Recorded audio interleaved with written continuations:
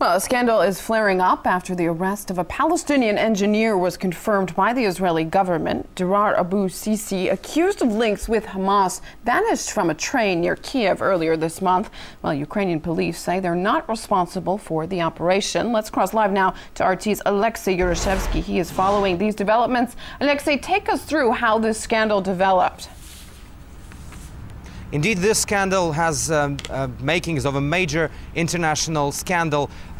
This story has definitely more questions than answers and more mysteries than we can imagine. The Palestinian engineer Dirar Abu Sisi went missing in Ukraine in the middle of February. He was on board a train from Kharkiv to Kiev when allegedly two men walked into his compartment and removed the man from the train.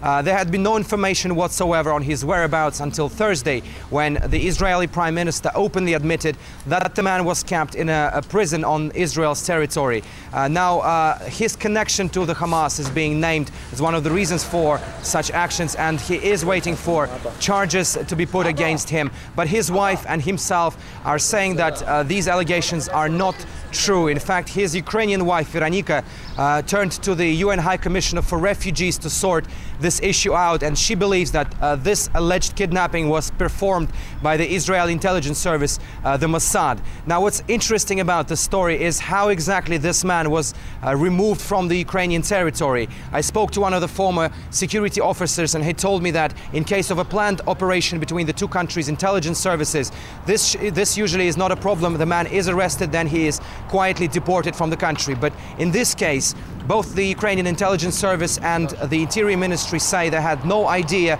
of any actions by their Israeli counterparts. Moreover, the country's Interior Minister, Alexey Yaroshevsky, is going to Israel to sort this issue out and to ask his Israeli counterparts on how exactly they performed such operations without letting them know, without letting the Ukrainian side know of any actions like that. So indeed, we're waiting for any developments in the story. This has the makings of a major scandal, because this is not the first time that the Israeli intelligence has been involved in such actions. I'd like to remind to our viewers that in January last year, a man who is believed to be connected to the Hamas terrorist cell was assassinated in a hotel in Dubai. 11 men with fake French and Irish passports and other passports as well were put on the international wanted list by the United Arab Emirates. But this scandal has not yet been resolved, although nobody in Israel has been denying that it was the Mossad who performed this assassination. And indeed, this story in Ukraine is the latest twist